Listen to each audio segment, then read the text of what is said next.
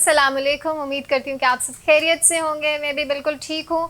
आज हम बहुत अरसे बाद गोरा के प्लेटफॉर्म पे आए हैं और आप नाउम्मीद नहीं होंगे क्योंकि आज हमारे जो गेस्ट हैं वो बहुत ही एक तो इंडस्ट्री से हमारे पास जो लोग आते हैं और फिर वो इतने पढ़े लिखे लोग और फिर उनका एक्सपीरियंस, ये बहुत मायने रखती है चीज़ें। तो आज हमारे पास इंडस्ट्री के ही कुछ लोग मौजूद हैं। आज हम उनसे बड़ी अच्छी अच्छी बातें करेंगे। तो आप पूरा प्रोग्राम देखेंगे तो आपको भी मज़ा आएगा और दूसरी आपको कोई ना कोई इन्फॉर्मेशन यहाँ से लाजमी मिलेगी। मैं अपने गेस्ट का इंट्रोडक्शन कराती चलूँ। मेरे आज के जो पहले गेस्ट हैं उनका ताल्लुक रूमी ग्रुप ऑफ इंडस्ट्रीज से हैं। वो वहाँ पे एज डायरेक्टर काम कर रहे हैं and he is very young. मैंने पहले सोचा कि जो प्रोफाइल मेरे पास आई है तो कोई बहुत एज वाले कोई होंगे, लेकिन ये बड़ी अच्छी बात है कि उन्होंने कम उम्र में इतनी ज़्यादा अचीवमेंट्स कर ली हैं। तो ख्वाजा नसीर साहब हमारे साथ मौजूद हैं। अस्सलाम वालेकुम। वालेकुम अस्सलाम जी। और जो हमारे दूसरे गेस्ट हैं वो तो मुल्तान में एक नाम रखते हैं, उनका एक नाम है, उनका किसी भी तारुफ की, मैं समझती हूँ कि वो किसी भी तारुफ के मोहताज नहीं है। हमारे साथ मौजूद हैं CEO of Rumi group of industries Khwaja Badar Munir साहब। अस्सलाम वालेकुम, कैसे हैं आप? अल्हम्दुलिल्लाह, thank you very much for the invitation. Thank you for coming. आपने वेलकम। अपने बिजी स्केड्यूल से एक तो टाइम निकाला, हम आपके तहे दिल से बहुत शुक्रगुजार हैं।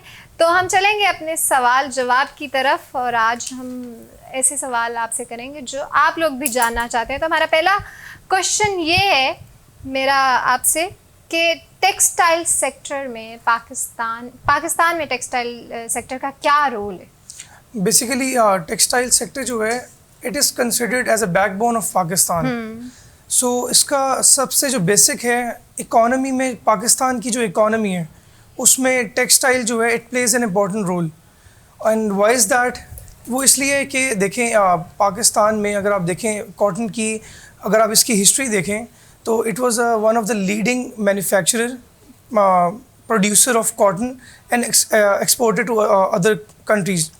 तो इसमें आप ये देखें कि कॉटन की जो क्रॉप है इसमें वैल्यू एडिशन बहुत ज़्यादा है। अगर आप इसको from primary sector to tertiary sector अगर आप इसको देखें तो ये आप इसलिए कह रहे हैं क्योंकि आप इस सेक्टर में? नहीं, इसलिए स्पेसिफिक इसलिए नहीं कह रहा क्योंकि इसके अंदर जो वैल्यू एडिशन है वो है। अगर आप इसको बेसिक से देखें तो ये पाकिस्तान की इकोनॉमी में, उसके अलावा जो हमारे जो एक तरह की आप कह लें कि जितनी एक्सपोर्ट हैं और इंपोर्ट हैं उसको ये प्लस कर सकती है अगर इस पे गवर्नमेंट जो है वो इनिशियल लेवल पे प्रॉपर वर्किंग करे। अच्छा, यहीं से अगली बात बदर साहब से मैं पूछना चाहूँगी कि उन्होंने जो एक बात की कि एक बहुत इम्पॉर्टेंट रोल है उसका, तो गवर्नमेंट लेवल पे कॉटन फिर इतना क्यों नहीं प्रमोट की जाती? नहीं, यस, मैं आपको थोड़ी सी हिस्ट्री बताऊं। कॉटन की जो डेवलपमेंट थी वो आपकी 70s की दिहाई से शुरू हुई। जो गवर्नमेंट ने इसको फोकस किया, पहले एक इदारा पाकिस्तान कॉटन एक्सपोर्ट कॉरपोरेशन के नाम से बनाया गया कि ग्रोअर को सपोर्ट देने के लिए कि हम कॉटन एक्सपोर्ट करेंगे, वो काश्त करें। उसके साथ साथ पाकिस्तान में टेक्सटाइल की इंडस्ट्री को फ़रोग़ दिया गया। गवर्नमेंट ने पिछले, मैं समझता हूँ, ओवर 50 ईयर्स इसको प्रोटेक्शन दे रही है। वक्त की ज़रूरत जो है, जहाँ हम पीछे रह गए हैं वो एग्रीकल्चर की टेक्नोलॉजी ले आने में हम पीछे रह गए हैं। उसका मेन रीज़न क्या है? उसका देखें, मेन रीज़न, जेन्युइन रीज़न जो है ना, वो ये है कि आप एक चीज़ स्टडी करें कि आपका ग्रोअर जो है वो अपने बच्चों को कहाँ पढ़ाता है। उसने कहाँ एग्रीकल्चर की तालीम दी है उन्हें? वो तो भेजता है उन्हें बिज़नेस की तालीम, जबकि उनका ताल्लुक़ नहीं है। वो एग्रीकल्चर बेस होते हैं, एग्रीकल्चर की एजुकेशन दें। किस तरह डेवलपमेंट हुई आप ये देखें। जिन ममालिक में तरक्की हुई है, कहाँ से? मेन तो ग्रोअर से होती है ना। जब तक ग्रोअर अपने बच्चों को और ख़ुद नहीं नई टेक्नोलॉजी लेके उसमें वर्किंग करेगा तो कैसे डेवलपमेंट होगी? हम साउथ पंजाब में रहते हैं, यहाँ मुझे पता है यहाँ का ज़िम्मेदार का बच्चा जो है वो लाहौर में पढ़ेगा एचईसन के अंदर या बाहर चला जाएगा। एग्रीकल्चर जो पढ़ के आए हैं, जो प्रोग्रेसिव ग्रोअर्स हैं, कई ऐसे हैं बड़े ज़िम्मेदार जिनके फार्म आज भी आप जाके देखें, उन्होंने नई टेक्नोलॉजियाँ ले आए हैं। तो आपको गैप ये लगता है कि एजुकेशन नहीं है? एजुकेशन एग्रीकल्चर बेस पे नहीं है। हमें तो असल चीज़ जो है वो एग्रीकल्चर को मजबूत करने के लिए इस वक्त एग्रीकल्चर रिलेटेड एजुकेशन जो है वो जितनी उसको प्रमोट करना चाहिए, खसूसन कॉटन में। अब हमारे लिए एक बड़ा अलमिया हो गया है इस वक्त कि हम 15 मिलियन बेल से रिवर्स करके 5 मिलियन बेल पे आ गए। एक तरफ हमारी एग्रीकल्चर का ये हालत है और दूसरी तरफ हम इंडस्ट्री जो है उसकी हमने कैपेसिटी पिछले 3 सालों में जो टेक्सटाइल को बूम आया है, डिमांड बढ़ी है दुनिया में, हमने 2 मिलियन स्पिंडल और ऐड कर दिए इक्वलेंट टू 5 मिलियन बेल्स। हमारी इस वक्त रिक्वायरमेंट 20 मिलियन बेल है पाकिस्तान की और हम प्रोडक्शन में 15 मिलियन से 5 मिलियन पे आ गए। तो गवर्नमेंट का इसमें क्या किरदार है? गवर्नमेंट सबसे पहले सीड पे वर्किंग करे। हमारे पाकिस्तान में अभी तक जो है कॉटन के सीड पे तवज्जो नहीं दी गई। हमने अब तक जो है मोर से इल्ज़ाम जो था वो पेस्टिसाइड सेक्टर को बनाया, जो कि क्लियर हो गया कि हमारे पास सीड नहीं है। जहाँ एक माफिया है जो कॉटन को प्रमोट नहीं होने दे रहा, दैट इज़ शुगर इंडस्ट्री, जो पाकिस्तान में ज़िम्मेदार का एहतसाल करते हैं और यहाँ उसमें इतनी मेहनत नहीं है शुगर केन के अंदर, उसकी डेवलपमेंट हो रही है, उसमें लेटेस्ट से लेटेस्ट सीड आ गए हैं जिसमें इतनी ज़्यादा मेहनत की ज़रूरत नहीं है। कॉटन का पौधा जो है वो मेहनत मांगता है। अच्छा, शुगर में इतनी मेहनत? शुगर में इतनी मेहनत नहीं है और वहाँ ज़िम्मेदार को उस तरफ प्रमोट करके बड़ी बड़ी शुगर मिलें, ज़मीनें कॉन्ट्रैक्ट पे ले लेती हैं, खुद ही काश्त कर रहती हैं और ज़िम्मेदार को घर बैठे पैसे दे रही हैं, जबकि कॉटन में ज़िम्मेदार को खुद फील्ड में मेहनत करनी पड़ती है। सही। तो मेरा आपसे ये सवाल है नसीर कि आपको लगता है कि डाउनफॉल है इस सेक्टर में? जी बिल्कुल, इस तो सेक्टर उसका में रीज़न, इसका देखें मेन आपने 3 रीजंस बताने कि उसके 3 ये रीजन। देखें कॉटन के जो इस वक्त डाउनफॉल है उसके एक रीज़न तो बदर साहब ने अभी किया डिस्कस, तो वो ये है कि हमारे जो एग्रीकल्चर है उसको प्रमोट नहीं कर रहे। अब इसके जो आप सब्स्टिट्यूट क्रॉप्स देखें तो वो कॉर्न है, शुगर केन है, तो वो they are also known as easy crops, तो उनमें जो है ज़्यादा जो फार्मर है उसको वर्किंग नहीं करनी पड़ती, लेकिन कॉटन में उसको थोड़ी सी वर्किंग करनी पड़ती है। लेकिन इसका बेसिक जो रीज़न डाउनफॉल का वो हम सिर्फ फार्मर को ब्लेम नहीं कर सकते। हम इसमें कॉटन जो रिसर्च इंस्टीट्यूट्स हैं जो कि सीड डेवलप में काम करते हैं। लेकिन आप जो बात कर रहे हैं वो राइवलरीज की बात कर रहे हैं कि ये वाला सेक्टर है जो हमें प्रमोट नहीं होने दे रहा। नहीं, तो आपको लगता है कि ये कहीं ना कहीं आप ज्यादती वाली बात कर रहे हैं? नहीं, ये ज्यादती वाली बात बिल्कुल भी नहीं है। मेरा आपसे एक क्वेश्चन है, मुझे ये बताइएगा कि कॉटन के से जो प्रोडक्ट्स आगे फर्दर बनते हैं और एक आप सिंपल क्रॉप ले लें कॉर्न, तो किस में आपको वैल्यू एडिशन ज़्यादा लगती है? तो आपको ये लगता है कि उस तरह से प्रमोट नहीं किया जा रहा है? बेसिकली असल ये है। उसके अलावा आप ये देखें कि पाकिस्तान में जो इतने भी कॉटन रिसर्च इंस्टीट्यूट्स हैं, हाँ। वो कुछ टाइम पहले तक तो दे वर वर्किंग परफेक्टली। उन्होंने एक सबसे जो आखिरी सीड पाकिस्तान ने डेवलप किया था दैट वाज MNH16, तो उसके बाद इन्होंने कोई प्रॉपर भी सीड डेवलप नहीं किया जिसकी जर्मिनेशन जो है वो 85% प्लस हो। जब उन्होंने प्रॉपर सीड ही डेवलप नहीं किया तो फार्मर ऑटोमेटिकली जो है साल बाद साल जब उसने वो सीड सेम यूज़ करता रहे तो उसकी जर्मिनेशन ऑटोमेटिकली कम होगी। तो जब उसके पास यील्ड ही सही नहीं आएगी कॉटन की, तो वो उसके लिए मोटिवेट ही नहीं होगा कि वो नेक्स्ट ईयर कॉटन को प्रेफर करे सब्स्टिट्यूट क्रॉप्स की जगह। अच्छा, रिसर्च इंस्टीट्यूट्स की बात करें तो रिसर्च इंस्टीट्यूट्स, आपको ये लगता है कि सिर्फ कॉटन सेक्टर के रिसर्च इंस्टीट्यूट्स पे वर्किंग नहीं हो रही या बाकी ओवरऑल रिसर्च इंस्टीट्यूट्स हमारे प्रॉपर काम नहीं कर रहे? देखें, इंस्टीट्यूट जो है ना हमारे साउथ पंजाब में, आपके मुल्तान में कॉटन रिसर्च इंस्टीट्यूट था, उसको आप स्टडी करें। आज से 10 साल पहले तक वो काफ़ी वर्किंग में था। उसके बाद ना उनको नई हायरिंग हुई, ना सीनियर लोगों को ऊपर लेके आया गया। उसके अलावा फैसलाबाद में हमारा सेंटर था, वहाँ भी फैकल्टी इतनी नहीं आई। जब आपने खुद विजिट किया रिसर्च कई दफ़ा गया हूँ कई दफ़ा। मैं मुल्तान चैम्बर का सीनियर वाइस प्रेसिडेंट रहा हूँ 2018 में, तो मैं उस टेन्योर में काफ़ी जगहों पे गया हूँ। इस वक्त मियाँ नवाज शरीफ एग्रीकल्चर यूनिवर्सिटी वाले वो इस पे कुछ काम कर रहे हैं। लेकिन बात यह है कि आपने मुल्तान से कराची का सफ़र अगर 1 घंटे में करना है तो आपने बाई एयर करना है, ट्रेन पे आप नहीं जा सकते। अगर आपने कॉटन को दोबारा रिवाइवल कराना है, शॉर्ट टाइम में कराना है, तो आपको तरक्की याफ्ता ममालिक से सपोर्ट लेनी पड़ेगी। इस वक्त CPEC एक बहुत बड़ा प्रोजेक्ट हमारे यहाँ चल रहा है। चाइना को आप स्टडी करें, वो उन्होंने कितने शॉर्ट टाइम में अपनी क्रॉप कैसे बढ़ाई, उनसे टेक्नोलॉजी ली जा सकती है। मतलब हमारे पास फुकदान जो है वो टेक्नोलॉजी का है। टेक्नोलॉजी है, रिसर्च का है, क्योंकि हम आज तक पिछले 20 सालों में कोई सीड डेवलप ही नहीं कर सके। आज से 20 साल पहले हमने सीड डेवलप की, ये 92 की मैं बात कर रहा हूँ, जब हिस्टोरिकली पाकिस्तान में 14.2 मिलियन बेल्स हुई। दुनिया की निगाहें हम पे हो गई कि इन्होंने किया क्या है, टेक्नोलॉजी कहाँ से लेके आए हैं। लेकिन अल्लाह ने करम किया, उस वक्त हमारी 14.2 मिलियन बेल्स हो गई। उसके बाद हम ग्रेजुअली बढ़ते गए। वायरस एक आया था कॉटन के ऊपर, हमने उसका कंट्रोल खुद हमारे ब्रीडर्स ने कंट्रोल किया। उसके बाद इस पे इतनी तवज्जो नहीं दी गई। मैं फिर उस तरफ आऊँगा कि शुगर माफिया आ गया। उन्होंने अपनी चंद पाकिस्तान के, आप देख लें ना, 35 से 40 लोग हैं जिनकी शुगर मिले हैं, उन्हीं की लॉबी है। उनका दिल करता है आज शुगर 65 रुपए केजी बेचनी है, आज 120 रुपए केजी बेचनी है। तो हम बात को यहीं से बढ़ाएंगे कि ये माफिया कौन है और वो क्या करता है, और रिसर्च पे इतना काम क्यों नहीं हो रहा, और टेक्नोलॉजी को कितनी ज़्यादा ज़रूरत है। तो कहीं मत जाइएगा, मिलते हैं एक ब्रेक के बाद।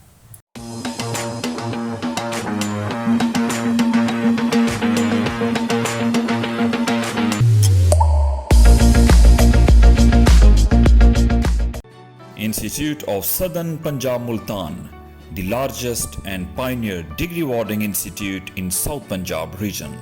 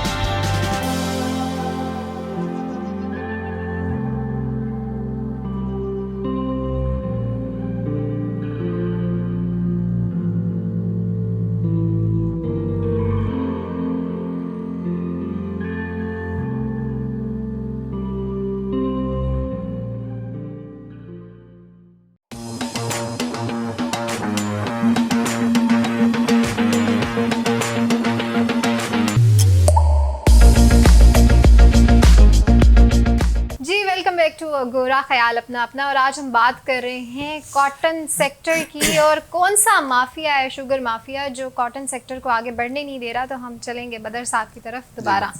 जी, आप अयूब खान टेन्योर जो था उसको स्टडी करें, उसमें कॉटन एरिया स्पेसिफिक थे और ऑर्डिनेंस था कि उन एरियाज़ के अंदर शुगर मिल्स नहीं लग सकती, हाँ, ताकि हम कॉटन को सेव कर सकें।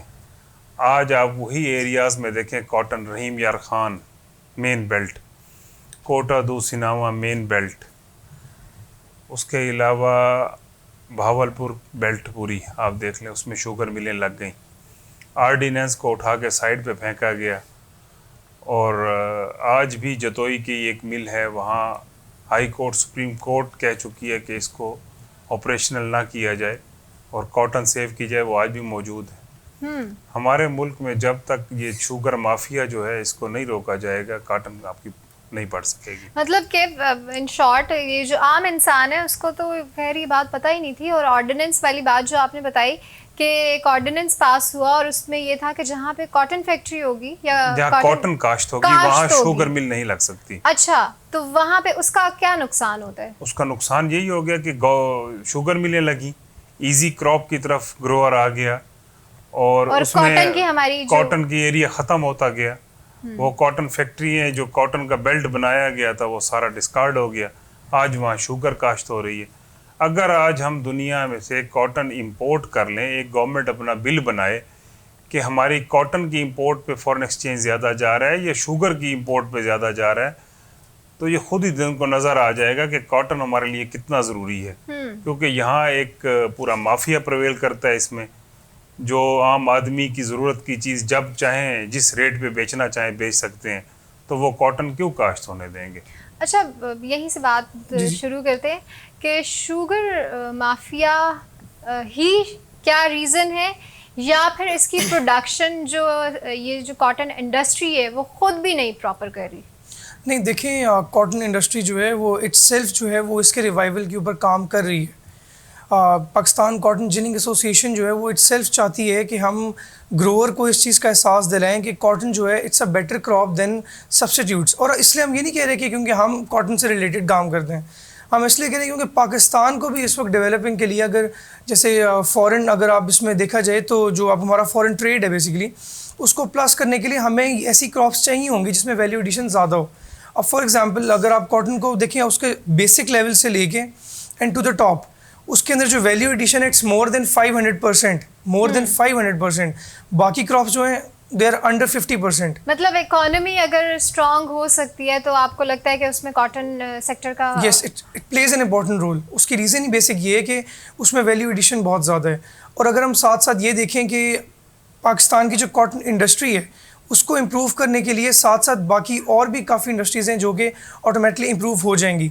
फॉर एग्जांपल अगर आप पेस्टिसाइड वाले सेक्टर को ले लें, फर्टिलाइज़र को ले लें, तो बाकी क्रॉप्स में वो बहुत कम यूज़ होते हैं।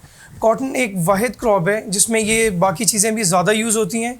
और उस हिसाब से जो हमारी उसमें आप कह लें कि जो ये वाले सारे जो बिजनेसेस हैं जो जिनमें ये सारे आते हैं, टेक्सटाइल उसमें पेस्टिसाइड हो गया, फर्टिलाइज़र हो गया, तो उनको भी एक तरह का एक कह लें कि हेड स्टार्ट मिलेगा कि वो दोबारा जो है कॉटन के लिए उसमें काम करेंगे। पेस्टिसाइड और कॉटन जो सेक्टर है वो आपस में इंटरकनेक्टेड है, कनेक्टेड है, क्योंकि ये क्रॉप ऐसी है कि इसके अंदर जो इस चीज़ का इस्तेमाल है फर्टिलाइज़र का और पेस्टिसाइड का वो बहुत ज़्यादा होता है, और इसमें उनको भी बिज़नेस मिलेगा और टेक्सटाइल को भी। और मैं इसमें एक और चीज़ भी ऐड करूँ कि पाकिस्तान में जो 45% ऑफ द वर्किंग फोर्स है इट्स रिलेटेड टू जो है टेक्सटाइल इंडस्ट्री, यानी कि जो आप हमारी वर्क फोर्स है, वर्क फोर्स में वो आते हैं। मैं अगला सवाल बदर साहब जी, से जी। यही करना चाह रही थी कि अनएम्प्लॉयमेंट रेट को हम किस तरह से करें। मुझे लगता है कि ये इन 3-4 सालों में अनएम्प्लॉयमेंट रेट थोड़ा सा हाई हो गया है। थोड़ा क्या, अच्छा भला ही हो गया। 1200 कॉटन फैक्ट्री थी जो अब इस वक्त टोटली 600 ऑपरेशनल रह गई है। 50% आपकी इंडस्ट्री बंद हो गई। अच्छा ये चलो, ये तो इंडस्ट्री के लेवल पे हो गई। अब हर आदमी को पता है जब कॉटन काश्त होती है तो फील्ड से लेके उसकी पिकिंग तक कितनी लेबर की इन्वॉल्वमेंट है, और वो लेबर इंतहाई गरीब तबका होता है। बिल्कुल। और कॉटन जो है उसकी पिकिंग अल्लाह ताला ने रखा है कि औरत ही कर सकती है, मर्द नहीं कर सकता पिकिंग वो। अच्छा, ये बड़ी नई बात है। उसकी अल्लाह ताला ने उंगलियों में ऐसा को रखा है कि वो कॉटन पिक औरत ही करती है, मर्द नहीं कर सकता। एवरेज जो पाकिस्तान में पिछले 4 सालों में पिकिंग का रेट रहा है वो 400 से 500 रुपये पर 40 kg था। अगर पूरे पाकिस्तान की क्रॉप के साथ आप उसको, जब हमारी बेल 12 मिलियन, 13 मिलियन, 14 मिलियन होती थी, आप कन्वर्ट करें तो मोर देन 100 बिलियन रुपीस उसके पिकिंग चार्जेस बनते थे। हाँ। जो डायरेक्ट उस घराने को जाते थे जो इंतहाई गरीब तबका होता है इस मुल्क का। अच्छा, यहीं पे मैं अगला सवाल आपसे ये करना चाहूँगी कि इन्होंने बात की कि जो हमारा जो गरीब तबका है, जो लेबर है, लेबर कहीं ना कहीं पिस जाता है क्योंकि जो थर्ड पार्टी होती है वो प्रॉफिट ले जाती है और लेबर को उसके हिसाब का वो नहीं मिलता जो उसको मिलना चाहिए। तो इससे आप ये देखें कि जो हमारी बेसिक लेबर है, जैसे बदर साहब ने बात की है कि उसमें उनको उससे काफ़ी एज मिलता था कि हमारी जो बेसिक जो देखिए उनके पास एक्सपर्टीज़ नहीं है ज़्यादा। अब उसमें आप ये जितने भी आप कॉटन बेल्ट देख लें या ये एरियाज़ देख लें, तो वहाँ से जो मेन लोग हैं वो शहर आते हैं काम करने के लिए या उस एरिया में स्पेसिफिक कोई काम ढूंढते हैं, तो वो उस चीज़ से उनको जो एक इनकम थी वो ख़त्म हो गई है। तो उनको वो एरिया क्विट करके, यानी कि वहाँ पे समझे कि उनके वहाँ से अगर इनकम नहीं है तो वो शहर की तरफ आते हैं। यहाँ पे फर्दर जो है लोग जो हैं आजकल के जो बिजनेसेस हैं वो एक्सपर्टीज़ मांगते हैं, तो वो भी उनके पास नहीं है। तो कॉटन ना होने की वजह से तो वो एक अनएम्प्लॉयमेंट लेवल तो एक डिफरेंट चीज़ है, तो बेसिक लेवल जो हमारे एक गरीब जो तबका है वो भी इस चीज़ से काफ़ी नुकसान उठा रही है। अच्छा, अनएम्प्लॉयमेंट रेट की तो हम बात कर ही रहे हैं, तो उसका सब्स्टिट्यूट है एंटरप्रेन्योरशिप।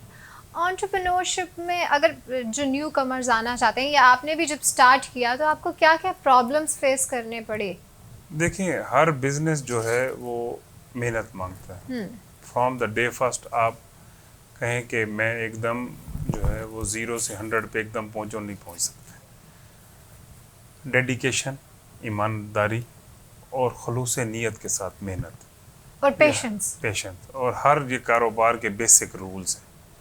आपने जो भी काम नहीं आने वाली नौजवान नस्ल को मैं कहूँगा वही लाइन हमेशा सेलेक्ट करें जो आपको पसंद हो, और उसमें अल्लाह तवक्कल करके मेहनत करें।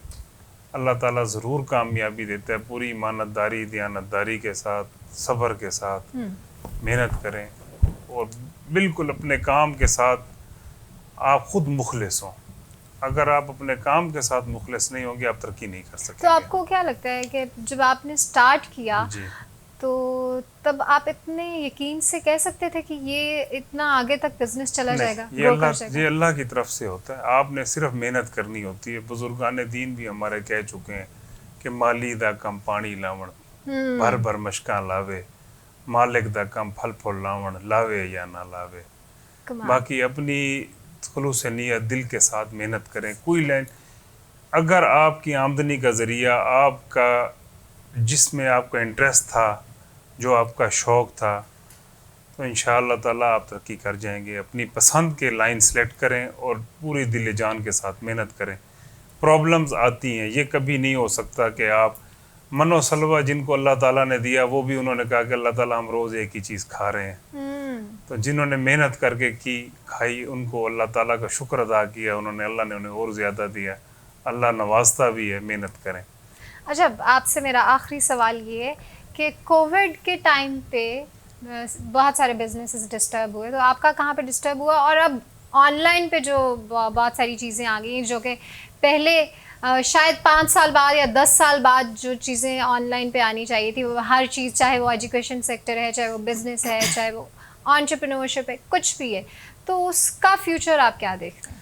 देखें, कोविड की वजह से मैं आपको ये चीज़ क्लियर करूँ कि टेक्सटाइल इंडस्ट्री को एक हद तक कह लें कि आप पाकिस्तान में बूम मिला, हेड स्टार्ट मिला। उसकी रीज़न ये है कि पाकिस्तान इटसेल्फ में जो पहले कॉटन की क्रॉप थी, जो इनिशियल 1-2 साल से काफ़ी ज़्यादा डिक्रीज़ है और क्वालिटी वाइज भी बहुत इशू था। लेकिन पाकिस्तान में जो है बेल्स इंपोर्ट हो जाती हैं, लेकिन उसमें उसका फ़ायदा इकॉनमी को नहीं है, सिर्फ टेक्सटाइल सेक्टर को स्पेसिफिक है। तो पाकिस्तान को कोविड की वजह से एक बूम मिला है, क्योंकि आपका इंडिया और बांग्लादेश दे वर कम्प्लीटली इन लॉकडाउन। तो पाकिस्तान का जो टेक्सटाइल सेक्टर है वो ओपन था, इट वाज इन वर्किंग। तो वर्किंग कंडीशन की वजह से पाकिस्तान के टेक्सटाइल को एक बूम मिला है। तो लेकिन आप इसमें क्या, जैसे बाकी इंडस्ट्रीज और बिजनेस ने डाउन साइजिंग की और उन्होंने वैसे भी कर दी कि चलो हमारा बचत होती है, तो आप लोगों ने भी वो की? जैसे सच सच बताना है, लोग नहीं, इसमें हमने डाउन साइजिंग तो नहीं की, लेकिन हमने ये देखा है कि हमारे पास एक बहुत बड़ा एक हमें एज मिल सकता है जो नहीं मिल रहा, जो कि हमारी लोकल क्रॉप है। तो इसलिए हम उस पर वर्किंग करना चाह रहे हैं, ताकि हमारा बेसिक फार्मर जो है, अगर हमारी पाकिस्तान की अगर क्रॉप ही कॉटन की बेहतर हो जाए तो हमें मैक्सिमम इंपोर्ट करने की ज़रूरत पड़ेगी ही नहीं। क्योंकि मैं यहाँ एक बात ऐड कर दूँ। जी जी। इस वक्त अगर पाकिस्तान के पास इस साल 15 मिलियन बेल जो हमारी होती थी, अगर हमारे पास होती, आज ये कोविड पाकिस्तान के लिए जो है एक्सपोर्ट के लिए और ख़ुसूसन टेक्सटाइल के लिए एक ऐसा जंप अप मिल जाता कि हमारे फॉरेन रिज़र्व बढ़ जाते। अभी हम जितना पैसा इंपोर्ट पे लगा रहे हैं उसमें हमें क्या मिल रहा है? हमने इंपोर्ट किया, उसका जो है वो स्पिनिंग की, उसका यान बनाया, फैब्रिक बनाया, एक्सपोर्ट कर दिया। यही कॉटन हमारी होती तो आज ये कोविड जो था उसमें पाकिस्तान को एक्सपोर्ट इंक्रीज़ कर जाती, फॉरेन एक्सचेंज आ जाता। हमारी इस वक्त कोई टेक्सटाइल की इंडस्ट्री बंद नहीं है। अच्छा, इस वक्त जो यूनिट चल रहे हैं सारे ओवर 100% कैपेसिटी पे चल रहे हैं। क्या पूरे है कोविड के दौरान, कोविड के लॉकडाउन के दौरान, दौरान। क्योंकि बांग्लादेश और इंडिया हमारे मेन कंपटीटर थे जो लॉकडाउन की वजह से डिस्टर्ब हो गए और ऑर्डर्स हमारे पास आना शुरू हो गए। लेकिन बदकिस्मती हमारे पास कॉटन नहीं थी। आज हम इंपोर्ट की हमारी तरफ जाते production हैं, इतनी। प्रोडक्शन नहीं थी। आज हम इंपोर्ट पे जा रहे हैं। अब इंपोर्ट करना हर स्पिनिंग वाले के लिए इतना इजी नहीं है, फैसिलिटीज़ नहीं है। जो लोकल क्रॉप होती है वो हर किसी के लिए अवेलेबल हो जाती है। अब वो लोग सारे मैन मेड फाइबर की तरफ मूव कर रहे हैं, या कॉटन इंपोर्ट भी हो रही है, तो उसमें हमें खास रखा को इतना एडवांटेज नहीं मिल रहा कि हमने 100 की चीज़ मंगाई है और 110 की या 15 की करके बेच दी है। यही कॉटन हमारी होती तो आज हमें 115 वही हमारी पॉकेट में होता। सही। एंड में आप क्या पैगाम देना चाहेंगे यूथ को? यूथ को बस डेडिकेशन, मेहनत। मैं तो खुद मास्टर किया है मैंने 2000 में, और तालीम हासिल करके हम आए हैं, लेकिन यहाँ का सिस्टम आपको सिखाता है। आप आएँ, सीखें, समझ लें कि आपने एजुकेशन टाइम में जो सीखा है आपने वर्किंग लाइफ में भी वही दोबारा सीखना है। कॉटन इंडस्ट्री में जो आना चाहते हैं उनको आप क्या पैगाम देना चाहेंगे? कॉटन इंडस्ट्री में जो आना चाहें उनको मैं ये कहना चाहूँगा कि आप अगर इस सेक्टर को प्रेफर करते हैं तो तब करें अगर आपका इसमें मेहनत और डेडिकेशन अगर आप इसमें चाहते हैं, क्योंकि ये बहुत इंपॉर्टेंट सेक्टर है। अच्छा, कॉटन सेक्टर में सिर्फ आपका ये मैन्युफैक्चरिंग नहीं आता, इसमें अगर आप देखें तो दुनिया के लीडिंग ब्रांड जो हैं वो अपैरल के ही हैं, जिसमें कि आप इसमें डिफरेंट ब्रांड्स जो भी अगर आप उठाते हैं तो उसमें ज़्यादातर जो है वो टेक्सटाइल से रिलेटेड ही हैं। तो अगर इसमें आना चाहते हैं तो इसमें आप इनोवेशन कोई सोचें, कुछ लेके आएँ ऐसा जो कि इन नियर फ्यूचर जो है पाकिस्तान का और एज वेल एज़ उनका अपना जो है इम्प्रूवमेंट का बायस बने। Thank you so much. आपके टाइम का बहुत शुक्रिया जी। आप सबके भी टाइम का बहुत शुक्रिया। देखा आपने कि आज हमने एक चैलेंज को हाईलाइट किया है कि कॉटन इंडस्ट्री क्या क्या चैलेंजेस फेस कर रहे हैं और कुछ गैप्स हैं जो हमने आइडेंटिफाई किए हैं। उम्मीद करते हैं कि ये गैप्स हम जल्द इन पे काम कर लें और इस कॉटन इंडस्ट्री को बूम मिले। तो कहीं मत जाइएगा, हम हाजिर होंगे अपने नए एपिसोड के साथ। और ख्याल रखिएगा अपना, क्योंकि अगोरा ख्याल अपना अपना।